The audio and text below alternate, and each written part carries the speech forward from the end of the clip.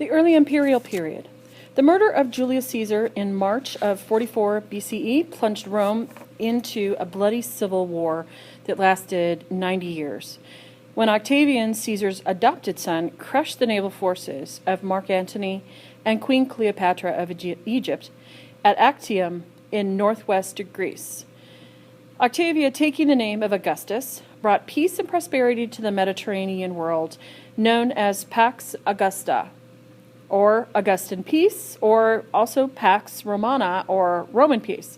And this lasted 200 years, which was obviously good for Rome. And in that, they commissioned a huge number of public works throughout the empire to build magnificent Rome, to make life comfortable, and to have it attractive to the citizens that lived there. They built roads and bridges and markets and theaters and aqueducts, amphitheaters, and bathing complexes. In Rome, the population grew to 1 million people, and it had to be housed in multi-story apartment complexes called insulae, Insulae, and nearly 90% of the Romans' population at the time lived in these brick concrete buildings. In architecture, Romans were master builders with proof of the aqueducts, that some still exist. They were an efficient way to connect the cities and make them livable. Their temples praised their gods and were symbols of their civic pride. Their arena awed spectators, in both size and in engineering genius. Romans revolutionized architectural designs by developing concrete for construction, which was greatly important, and they understood the advantage of using the arch and vault as opposed to post and lintel construction, because arches could span much wider spaces without the support in the center. Let's move to a Roman arch. So in looking at this, you can see here are the voussoirs, which we've already learned about, and then here's the keystone. If you don't have the keystone in there, they're all going to fall off. They have to have that keystone, which is shaped a little bit differently. And then down here is where the support needs to be, down on the piers. And then this area is just used for buttressing to support the arch. The round arch was not an Etruscan or Roman invention. In fact, it goes as far back as before Mesopotamia even. But round arches displaced most of the weight along the curving sides and transmitted the weight to the adjacent supports in the columns and the piers. The invention of the art, or I should say with Roman construction, the advancement of the art of the arch was an effective structural idea. It helped to create large areas, and the voussoirs here, the voussoirs, which we just talked about, the wedge-shaped pieces together with the keystone in the center. Moving on to the vaults.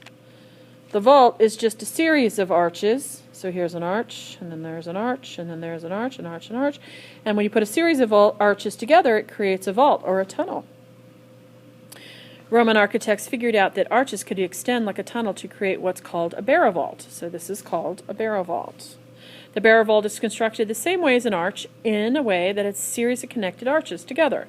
The outward pressure exerted by the curving sides of the barrow vault requires the support of a buttress, which is right here. This is buttressing, this wall is buttressing the pressure that's coming down here.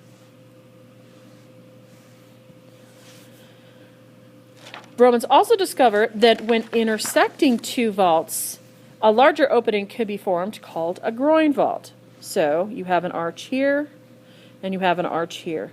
And they're intersecting this way, which opens up a lot of space in here. Both the weight and the outward thrust of the groin vault was concentrated on 4 corner piers. Only the pier required support, so the walls on all 4 sides could be opened. So here's your piers here, and then on the back side as well. Arches and vaults made enormous buildings possible, like the Colosseum and the Pantheon. So moving on to Pont du Gard. This is in Nimes, France, 16 BCE. And so you're asking, why are we in France? Well, France was a part of the Roman territory. So they built everywhere. Everywhere their territory was, they built. An aqueduct is a water supply for the population's overcrowded cities, was the most imperative need to be able to get water from the mountains into the cities. Romans methodically developed water supply system as part of their urban planning. The city of Rome began to build aqueducts as early as the 4th century BCE, and many still stand today, both in Italy and in Rome, and of course, and this is in France. And this is the nicest aqueduct still survived. Water was carried from the mountain source to the city by gravity flow, required a building of channels with a continuous gradual decline over distances of exceeding 50 miles. So the water was actually carried up here in a channel. And then this area right here is an actual bridge, so people can actually cross it.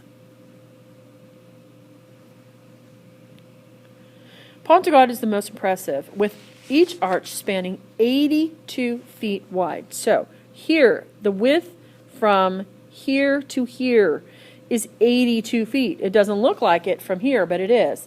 And it carried water over a distance of 30 miles, providing inhabitants with 100 gallons of water a day, which doesn't sound like a lot of water per household, but it's actually a lot of water for cooking. They wouldn't have used this for bathing because they had bathing spaces where they would go to in public and have public houses for bathing. And our theme on this is images of power.